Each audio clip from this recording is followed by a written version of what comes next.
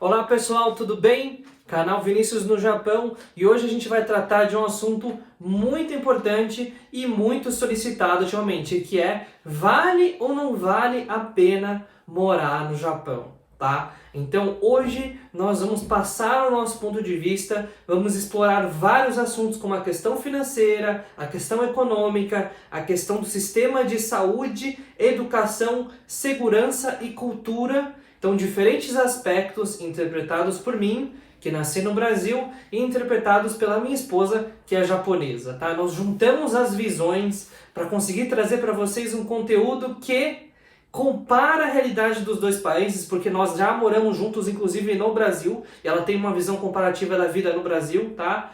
Para poder trazer para vocês em primeira mão um conteúdo que pode ser inclusive decisivo para quem está no Brasil e quer um dia morar no Japão, tá? Então, se você quiser saber de tudo que acontece, fica até o final e tire as suas próprias conclusões, tá bom? Então, bora aqui pro conteúdo. E aí, então, gente, vale ou não vale a pena? A gente vai tirar uma conclusão no final do vídeo, mas vamos explorar aqui alguns assuntos que são muito importantes para a gente fazer essa avaliação. Primeira deles, a questão financeira. E aí, financeiramente vale ou não vale a pena? Quanto se ganha no Japão? Quais são as informações que eu preciso saber para conseguir tomar uma decisão se financeiramente vale ou não vale a pena, tá? Então a gente vai explorar alguns assuntos aqui, então vamos lá. Primeira coisa é que, assim, do ponto de vista de empregabilidade, né? Então, para que você possa financeiramente ter uma condição, você precisa ter um emprego, né? E o que a gente pode dizer para vocês é que a taxa de desemprego histórica, né, tudo bem, tem a questão do Covid e tudo mais que aumentou um pouquinho, mas a taxa de desemprego histórica dos últimos anos foi em torno de 2%, tá? 2%, 2,2%, e no Brasil isso está em torno de 15%. Mas a gente sabe que, dependendo da forma como a gente interpreta isso, no Brasil pode ser mais do que 20%, ainda que o número do Japão seja um pouquinho maior, tá? Então, você encontra mais empregos no Japão, né? Inclusive, até dados recentes, se tem muito mais empregos disponíveis, inclusive ainda em tempos de Covid, do que mesmo pessoas disponíveis no mercado, tá? A questão é mesmo encontrar a pessoa certa para a posição certa, mas em termos de disponibilidade de emprego, essa disponibilidade ainda acaba acontecendo ainda em momentos de crise, tá? Então, questão de emprego, não se preocupem, tem muito mais emprego do que por per capita, né, por pessoa, do que no Brasil, tá bom? Então, outra coisa que é muito importante para vocês saberem é a questão do poder de compra. Inclusive, a gente já fez vários vídeos para falar sobre esse assunto, mas o poder de compra no Japão é muito maior do que o poder de compra no Brasil, tá? Principalmente porque a questão do salário médio é muito superior. Então, por exemplo, a gente vê que, em média, vamos generalizar aqui, dos brasileiros que vão para o Japão para trabalhar em fábrica, a remuneração média está girando em torno aí de algo em torno de 280 mil ienes, tá? Que na cotação atual, em reais, está dando aproximadamente algo em torno aqui de 15 mil reais, tá? E isso para qualquer emprego que a gente chama aqui de 8 horas, sem contabilização da questão das horas extras, tá? Então, essa remuneração aqui, que é válido de uma forma geral para os brasileiros, que é a média, para trabalhadores de fábrica aqui, por exemplo, é uma remuneração bastante considerável, né? No Japão dá sim para ter uma vida muito boa, inclusive, né? Com padrões de vida, inclusive, muito superiores ao do Brasil, tá?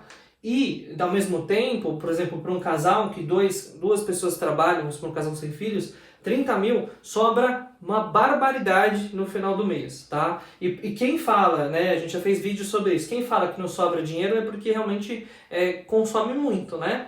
E aí, de fato, não tem o que fazer, né? Não tem mistério. Mas para quem é econômico, sobra aí em torno de 100, 150 mil, até 200 mil ienes por mês, no caso de um casal sem filhos, tá? Então, esses valores digamos aí, se sobram, por exemplo, 100 mil ienes por mês, isso aqui é um valor significativo que no câmbio atual dá em torno aí de 5 mil reais, tá? Então é bastante coisa que sobra, e aí que me falem, ah não, mas no Japão o custo de vida é muito caro e tudo mais. Gente, o dinheiro que sobra não importa, você pode pegar isso aqui e mandar pro Brasil, Não interessa se você tem dinheiro sobrando nos Estados Unidos, no Japão, na Austrália, não importa. De fato, esse dinheiro é dinheiro. Você pega e manda para o Brasil. Se você acha que você não consegue gastar o que sobra bem no Japão, pega esse dinheiro e manda para o Brasil. Pronto, problema resolvido. Tá? Então, de fato, do ponto de vista financeiro aqui, o poder de compra ele é muito interessante, né? Mas uma análise que eu gostaria de trazer para vocês, que eu sempre faço, é o seguinte, né? Você precisa ponderar, antes de vir para o Japão, um pouco de como que você está posicionado no mercado no Brasil, né? Por exemplo, se você não fala japonês, que é a maior parte dos casos, tá? Ainda com os descendentes, não fala japonês, e você, por exemplo, você trabalha no Brasil, o que a gente consegue enxergar aqui? Para mim, qual que é a minha análise depois de, sei lá, muitos anos aqui, para poder resumir para vocês a minha opinião, tá? Não existe uma relação direta entre o que se ganha no Brasil e o que se ganha no Japão, mas existem aproximações, tá? Então, qual que é a minha percepção aqui de uma forma geral? Eu vou criar algumas categorias para você saber, então vamos chamar aqui de classe baixa, vamos criar aqui classe baixa, colocar aqui classe média baixa, vamos colocar aqui só um destaque, classe média, e aqui é classe média alta, tá? Classe média alta, tá? E por que eu estou fazendo essa comparação aqui? Para que vocês tenham uma noção de qual que é o impacto, né, para cada uma dessas classes, de ponto de vista financeiro, quando a gente compara o Brasil contra o Japão, tá? Então, o que a gente consegue saber? Por exemplo, na classe baixa, o salário médio é o salário mínimo praticado, que a gente tem aí, por exemplo, algo em torno aqui de R$ 1.045, que são informações de 2020, tá? Quando a gente compara a classe baixa, então se você é da classe baixa e você não fala japonês e tem algum emprego no Brasil, não importa qual seja, a sua remuneração no Japão, ela já passaria aqui para casa dos 15 mil, né, em reais.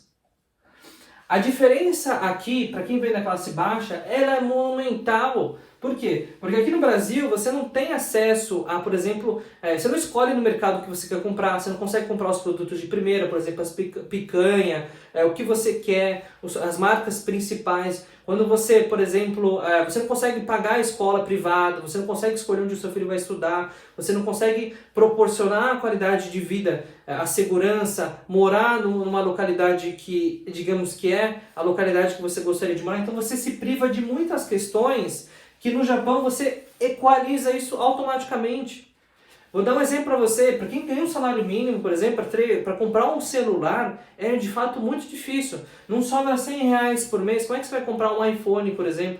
E no Japão, todas essas pessoas já vão direto nos primeiros dias, já pegam um iPhone 11 na loja, tá? Então, independentemente se parcela, se não parcela, isso não interessa. De fato, a diferença aqui o gap do ponto de vista de poder de compra e salário, ele é monumental. Então, para quem é classe baixa, financeiramente, é uma disparidade gigantesca. Então, não existe nenhuma dúvida aqui, gente. Não precisa chegar até o final do vídeo para concluir. Para quem veio das classes baixas, que o Japão é um paraíso, tá? Ainda que se trabalhe duro, no Brasil também se trabalha, né? Quem disse que trabalhar no Brasil é fácil? Então, isso aqui é uma constatação de realidade. Quando a gente fala da classe média baixa, estou usando aqui um pouco das referências que são utilizadas no Brasil, tá? Pela Serasa e tudo mais. A gente tem aí, de fato, uma renda média per capita aí de R$2.000, às vezes chega a R$2.500. Aí tem a mesma diferença para os R$15.000. A classe baixa já tem um pouco mais de acesso de crédito, já consegue, digamos, ter um carro e tudo mais, mas, gente, para quem está começando a ter acesso aos bens de consumo, né, um carro e tudo mais, por exemplo, você precisa trabalhar 36 meses, às vezes 48 meses para poder ter um carro popular, né, de valor de 15 a 20 mil reais. No Japão, com menos da metade do seu salário do mês, você compra um carro que também é um carro dessa mesma faixa do Brasil. Então, se você não precisa trabalhar 2 ou 3 anos para ter acesso a um carro, né? E de fato, aqui a diferença continua sendo muito alta, né? Assim, é muito difícil você comparar uma pessoa que uma família que vem dessa condição financeira e falar que não vale a pena financeiramente. Gente, o Japão realmente é um país de primeiro mundo e ele oferece uma condição de vida num outro patamar, tá? Então por isso que assim, algumas pessoas ainda se perguntam o porquê que os brasileiros ficam 20, 30, 40, às vezes nunca mais voltam. É por causa disso, gente. Muita gente não teve o privilégio de repente ter uma condição de falar o Nihongo, de falar o inglês, de ter um ensino superior, enfim, e acaba, digamos que, caindo numa situação muito complicada no Brasil. A gente sabe que isso é uma realidade para a maioria, tá?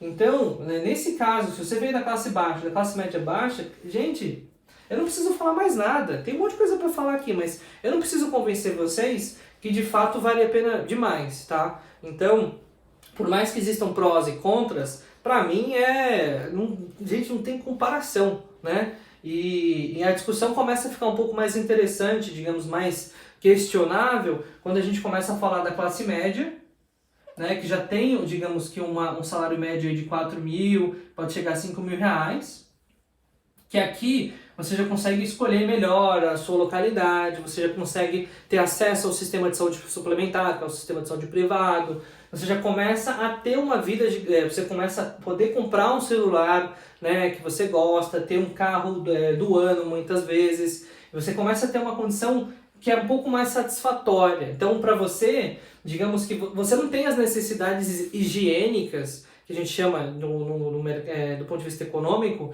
que você não tem acesso a nada, que você tem muita repressão, né, em conseguir ter acesso a alguns tipos de bens de consumo. Aqui com esforço e paciência você consegue. Então, se você tem um emprego que, digamos que, você é um assistente administrativo, um assistente no escritório de engenharia, um assistente de arquiteto, por exemplo, se você tem um enfermeiro, por exemplo, se você tem uma ocupação que já te satisfaz de alguma forma, de fato, tem um balanço aqui que já é mais comparável, que é mais difícil, né? Por exemplo, você vai sair de ser um assistente administrativo para trabalhar numa fábrica em serviço pesado. Ainda que sejam serviços leves, você vai realmente trabalhar muito. Então aqui já começa a ter um dilema mais difícil, né? De alguma forma. E a classe média alta, que aqui já vai para o patamar praticamente aqui de 8 mil reais, a barra não está muito comparável, né? Peço desculpas aqui, mas é só para vocês terem uma noção mesmo. Aqui já é realmente mais difícil, né? Porque você tem acesso a todos os bens de consumo que de fato o Japão tem. 8 mil reais, eles sim se equivalem um pouco à questão dos 15 mil reais no Japão, em função dos custos de vida serem mais altos, tá? A gente já falou muito sobre isso em outros vídeos, se tiverem curiosidade é só consultar o canal. Então, o que eu estou falando aqui? A conta de água é muito mais cara, luz, gás, o aluguel é mais caro. Então, tem algumas coisas aqui que contabilizam realmente um custo maior e que fazem com que esses números sejam comparáveis. Então, se você vive nessa realidade da classe média alta no Brasil, você trabalha já, você é um gerente, você tem uma função técnica, você é um supervisor, por exemplo, de fato, começa a ficar mais difícil, né? Porque se você vai fazer essa troca, você vai sair, por exemplo, você é um gerente administrativo e você vai trocar para trabalhar no chão de fábrica, para ter, teoricamente, a mesma condição financeira relativizando a questão do poder de compra. Aí já começa a ficar mais difícil, né? E para quem é da classe alta, realmente, gente, aí não vale a pena, né? Para você sair de lá, para vir trabalhar em fábrica, realmente você já não tem ganhos, né? Então a classe alta nem a gente vai explorar aqui, até porque é minoria, mas tem que vir em condições diferentes, tá? Tem que vir para empreender, tem que vir para fazer outras questões, mas não para trabalhar em fábrica, tá? Então, financeiramente aqui, para mim é assim, é incontestável, para quem vem das classes mais baixas, gente, não precisa nem continuar o vídeo, já para aqui, já toma a decisão de ir, porque não tem muito o que falar. Classe média, vamos lá, fica até o final do vídeo, porque tem sim algumas dúvidas, e classe média alta, puta, aí tem que ponderar bastante, tá? Tem que realmente ponderar bastante, porque realmente é uma questão que precisa ser avaliada com bastante criteriosidade, ok? E aí, vamos falar aqui na segunda parte, né, da questão que a gente vai abordar aqui, questão econômica, né? Acho que vamos dar uma pincelada aqui com relação à questão econômica. E aí, economicamente, é um país estável? Economicamente é um país confiável? Gente, pelo amor de Deus, é um dos mais estáveis do mundo, né? Por mais que o Japão não tenha tido crescimento consistente nos últimos anos, a gente consegue, de fato, dizer que o Japão ele tem uma estabilidade econômica, né? A questão do desemprego, por exemplo, está sob controle, tá? A gente vê que o Japão ele é protagonista, ele é das 10 maiores economias do mundo, inclusive acima do Brasil, já foi a terceira maior economia do mundo. Então, assim, o Japão ele está muito bem posicionado do ponto de vista econômico e, principalmente, para quem é brasileiro, flutuação de câmbio não existe. Né? Porque o que acontece? No Brasil é uma montanha-russa. O real, até pouco tempo atrás, com relação ao dólar, estava 3-1. Agora estava 6-1. Agora está 5,2-1. Gente, não tem confiabilidade nenhuma. Se você for fazer, por exemplo, para as pessoas que têm o hábito de viajar para fora ou adquirir bens de fora, até mesmo consumir produtos importados, acaba sofrendo muito com essas variações, tá? Então é uma economia que não diria que não é confiável, mas estável ela não é. Né? Então esse é um ponto que é importante comentar para vocês, que o Japão tem uma economia extremamente estável, tá? Mais estável inclusive que o próprio Estados Unidos, tá? Outra coisa que a gente precisa trazer para vocês é a questão do sistema de saúde, né? Sistema de saúde. O sistema de saúde, para quem não sabe, ele é público, apesar de existir uma parte pequena, uma parte privada, ele é público, ele é para todos, né? E ele trabalha no sistema de coparticipação. Que é o seguinte, você vai ao médico, ao dentista, por exemplo, você paga um percentual, por exemplo, 30% daquilo que você consome. Mas, de novo, você tem acesso, você não precisa fazer, por exemplo, nem no Canadá, que você fica meses numa lista de espera para ser atendido muitas vezes. Né? Eu estou generalizando aqui, mas na parte odontológica é uma constatação de realidade. No Japão ele tem um sistema bem amplo, bem distribuído, bem qualificado, tá? E você automaticamente passaria a ter aqui, digamos que um convênio, fazer uma comparação com o Brasil, um convênio ótimo, que é sim pago, descontado na folha, de uma forma geral, mas é um convênio ótimo, a nível nacional, tá? Profissionais extremamente qualificados e que, gente, assim, a saúde é um bem muito importante, talvez o mais importante, inclusive, que a gente tenha, e o Japão ele preserva isso muito bem, tá? Tanto é que a longevidade no Japão é uma das mais altas do mundo. E isso está explicado muito em função do sistema de saúde, que não é precário, tá? Então, do ponto de vista de saúde, em vez de você ficar sofrendo, pagando um convênio e tudo mais, e se aborrecendo com o SUS, de fato aqui a diferença ela é grande e o sistema é muito conveniente. A minha esposa, por exemplo, nunca reclamou do sistema. Tem algumas questões assim que, digamos que vamos pegar, por exemplo, só para vocês saberem. E odontologia. Odontologia, eles estão muito menos preocupados com a estética e muito menos preocupados com você não voltar, né, digamos assim, você não voltar a ter problema. Então eles usam materiais que, por exemplo, em vez de você usar resinas, materiais que de fato esteticamente são mais bonitos, mas que duram menos, eles botam placas de metal e tudo mais para que tenha alta durabilidade. Às vezes usam até materiais envolvendo ouro, mas para que você fique 5, 10 anos sem precisar de fato fazer uma nova restauração no dente. Então esse é um exemplo, né, só prático aqui para vocês saberem de algo recente aí que a gente fez uma comparação com o Brasil, né? E então o Japão ele é mais preocupado em resolver o problema do que propriamente dar, né, digamos que o melhor atendimento ou mesmo esteticamente ter aí tudo da melhor forma, tá? Outra coisa que de fato é muito, muito crítico aqui é a questão da educação. Quem nunca escutou falar que o Japão é um dos melhores países do mundo do ponto de vista de educação? Isso não é mito, isso não é a boca do povo falando essas coisas, isso é realidade. O Japão está ranqueado no top 5 mundial, né, da questão educacional. E esse top 5 é um top 5 muito difícil, muito acirrado. E a maior parte do sistema de educação, principalmente não as escolas brasileiras, mas japonesas, são uma pública. Né? Você tem sim, você pode eventualmente ter as contribuições, né? Ter que pagar eventualmente para você ter acesso a escolas ainda melhores, digamos assim, né? Com minha esposa, por exemplo, ela sempre estudou numa escola privada, e que de fato exigia financeiramente bastante dela. Mas então, existem escolas que praticamente público a educação. Você paga o material, paga algumas taxas, mas o valor que se paga chega a ser simbólico perto do benefício que se tem, porque você estuda em período integral, tá? Isso é uma das coisas que é importante mencionar, muitas vezes é período integral e no Brasil é parcial, né?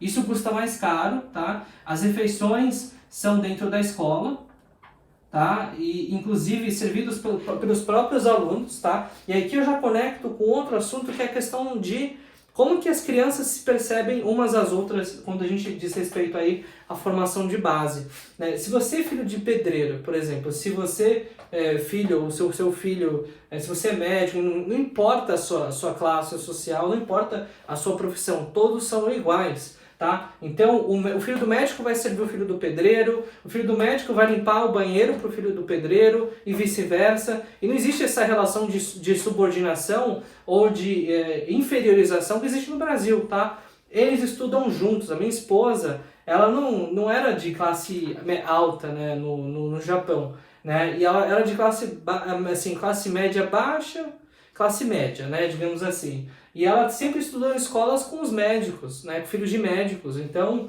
e nunca teve nenhuma diferença na prática, né? Então, uma coisa muito importante que vocês saibam, porque é um país muito justo, tá? Muito diferente do que muitas pessoas imaginam, inclusive, tá? Do ponto de vista de oportunidades de educação. Ainda que você seja estrangeiro, eu tenho muitos relatos, inclusive, né, de brasileiros, até mesmo de japoneses mesmo, depoimento de japoneses que estudaram, por exemplo, na Nagoya. Em Nagoya é a seguinte, escola japonesa sempre tem um brasileiro na sala, tá? É fato, tá? Depoimento de pessoas que eu conheço que são japonesas que estudaram e moraram em Nagoya durante muitos anos.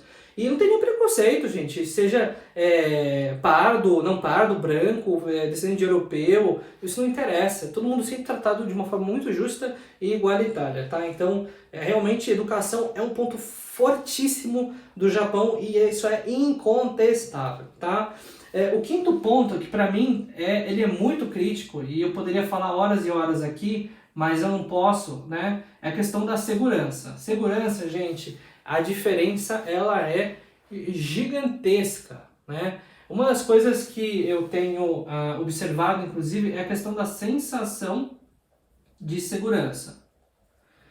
No Brasil, é impressionante. Você sai na rua, você está com o celular na mão, você não pode colocar ele no ouvido assim e sair de forma como se nada tivesse acontecendo, né? Você tem que ficar assim, você olha para o direito, olha para a esquerda, olha para baixo, olha para cima, olha para trás, vê se ninguém está te manjando, aí você fica lá desconfiado, você guarda num lugar onde as pessoas não possam te furtar, mas você fica, principalmente em lugares de comércio, você sabe como é que é, você tem que ficar ali, né, à espreita, como se fosse uma câmera em 360 graus, observando movimentos arredores, na sua bolsa, na sua carteira, nos seus bolsos, no celular. Gente, isso pra mim é muito ruim, né? E isso é uma das coisas que no Japão não existe. Você pode simplesmente pegar o seu celular e ficar com ele assim, no meio da rua, que ninguém tá nem aí. Ninguém tá preocupado com o celular. É insignificante do ponto de vista imaterial, até porque todo mundo tem acesso a esse tipo de coisa. Ah, mas é um iPhone 11. Gente, não importa. Aí você fala, pô, mas na cidade onde eu moro tem no mercado uma placa escrita em português que é proibido furtar. Tudo, gente, a criminalidade, o roubo de uma forma geral, ele não é uniforme no país como um todo. É a mesma coisa que eu chegar e falar, não, mas na favela lá no Rio de Janeiro, ou perto das proximidades das favelas, a criminalidade é mais alta. Mas é lógico, o que eu estou falando aqui em contextos gerais, tá? Em contextos gerais, se você for sair um pouco desse mundo, da onde tem a maior presença de comunidades de estrangeiros, ir para Osaka, para Tóquio, para províncias onde tem, digamos que, uma população mais homogênea, mais japonesa, gente, criminalidade, falta de segurança, isso não existe, tá? Então isso para mim é um dos pontos, muito baixa criminalidade, né? E é um dos pontos assim que é um grande diferencial, tá? Eu poderia realmente falar por horas e horas aqui, mas a sensação realmente é que no Japão a gente fica protegido, né? E eu reforço isso, é muito importante porque para quem, principalmente veio da classe baixa, classe média baixa no Brasil, nossa, a diferença é muito grande, é muito grande. A sensação de segurança, de você estar caminhando em locais assim, seguros, iluminados, adequados, sem aquela noção de perseguição e tudo mais, é impressionante. Assim, no Brasil, eu já fui furtado em transporte público, já roubei celular, eu já fui roubado na rua, na época de escola, eu já fui roubado, assaltado no metrô 2 vezes. Recentemente, em viagem para o Brasil, eu tive meu celular roubado, e por sorte minha esposa não perdeu, porque ela saiu correndo, né? Foi um grande problema aí, mas não vou entrar no detalhe agora. Então assim, nem com tanta exposição, olha o tanto de problema que a gente tem. E no caso, principalmente para minha esposa que é japonesa, ela vê isso como um ponto muito ruim no Brasil, tá? Inclusive ela não tinha vontade de sair de casa, tá? Por conta dessa dificuldade, tá? Então, gente, o assunto é muito sério e de fato no Japão você tem paz de espírito para fazer o que você quiser e viver. Para quem não tem paranoia, beleza. Quem pudera eu não ter essa paranoia. Mas para quem tem paranoia como eu, nossa, isso é um paraíso, tá? Então é importante comentar isso. E em sexto ponto, não menos importante, a questão cultural. Né? Que tem muita gente que fala, pô, mas a cultura japonesa é muito engessada, muito quadrada, tem a cultura lá, você já falou em vídeos anteriores que é difícil você subir nas empresas, mas, bom, o que a gente está olhando aqui é um pouco mais do lado positivo da história, né? E uma das coisas que a gente tem que abordar aqui é principalmente com relação à questão do xenofobismo. O que é o xenofobismo? Xenofobismo é de fato preconceito ao estrangeiro, né, que tem a vontade aí de expulsar os estrangeiros. O xenofobismo está cada vez mais baixo no Japão, tá? Para quem acha que o Japão é um país xenofobista, está totalmente enganado, tá? O xenofobismo no Japão existe como racismo, como outros problemas em todo o mundo, tá? Mas quando a gente olha de fato aí para a situação do xenofobismo no Japão, ele é muito pontual, acontece um pouco mais com as pessoas mais velhas, em circunstâncias bastante atípicas, tá? Existem sim relatos de xenofobismo dentro da comunidade brasileira no Japão, mas olha, de verdade, é muito pequeno. Eu nunca tive nada nem próximo de xenofobismo no Japão, tá? Eu nunca experimentei isso, mas como eu conheço pessoas que experimentaram algumas situações, não posso dizer que ele não exista, mas é um negócio que ele é bem baixo, tá? Assim, preconceito, né? Preconceito, e aí não é aquele negócio de, eu quero que você saia do meu país, mas assim, eu acho que, você é estrangeiro, você é inferior, ou você é estrangeiro, eu não gosto de você, você tem alguma cor de pele diferente da minha, eu gosto de você. Isso não existe, tá?